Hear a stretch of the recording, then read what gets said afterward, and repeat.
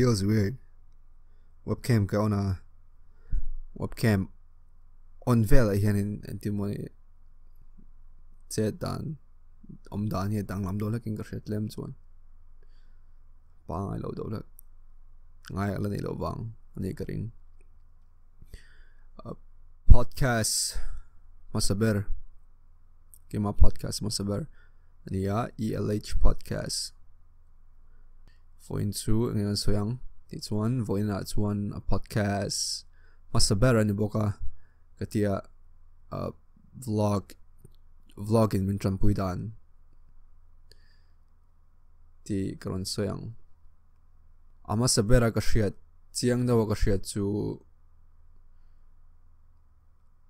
ra khat tangin ke mani kan hmu thaya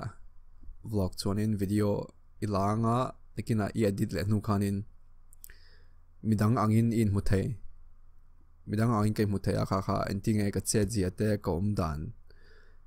kha an neu no thlengin ke hmu thai ni thil hote te mo ka ti thin ka ti ti bo ka hriat lo kha pon lam mi da tang ke hmu thaya ka ta tang khan midang hriat ngai loin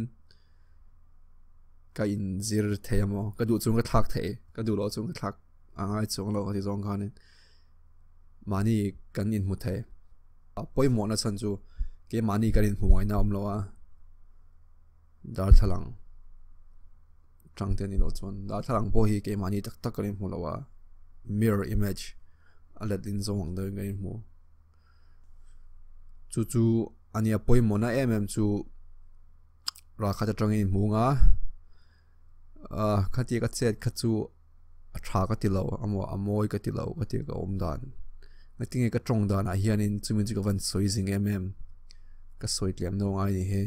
ti amo chumi ka ti chuan hemi hi ka ti vezia ti kha patterns aron in repeat anga I munga na main mani in zirna ani chu ka hriat na lian ber le poi mo ber ani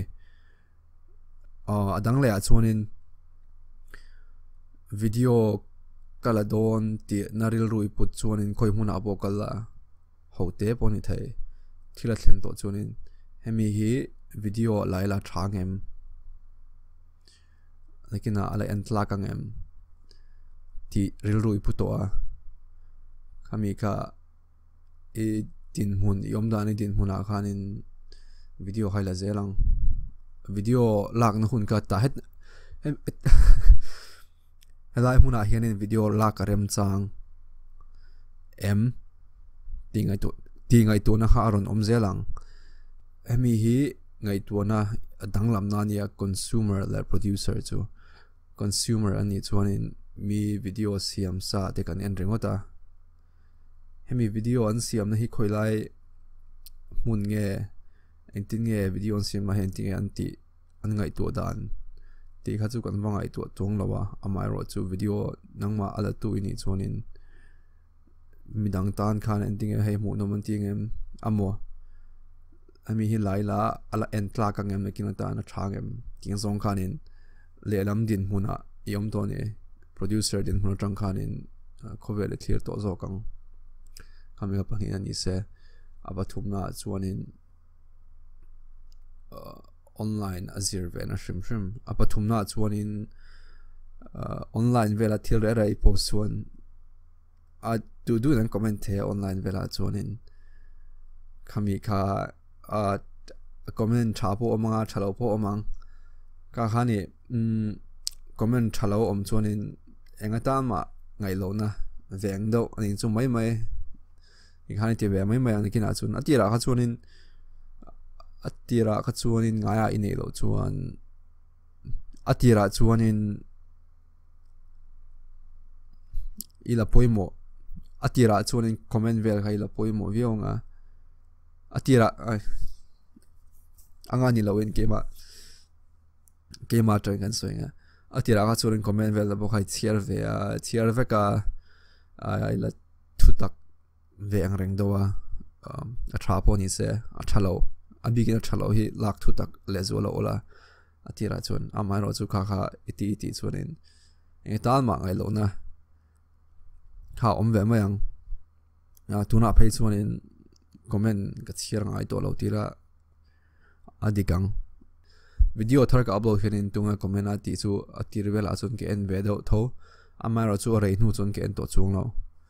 tuna po hian ka comment za thum la ti ening ka share notification a khanin ka chiar lo kha min ka share chu ni comment le min du mi comment thalo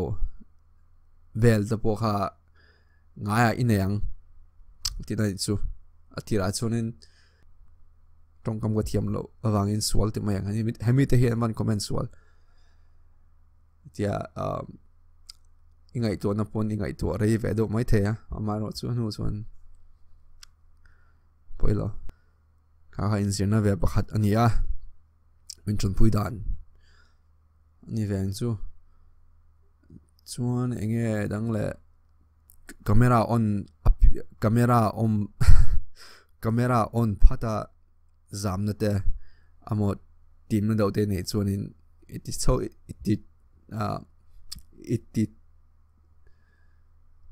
it tam tial tialanga ngai nei besel mayang third person ang dong ka soya tu ni soidan ni mai ka soidan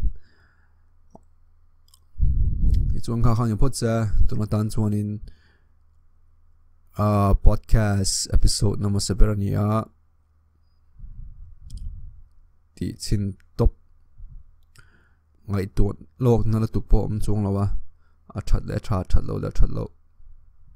kami kani se vlog min tampui dan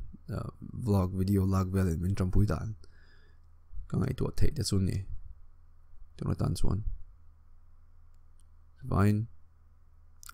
on tra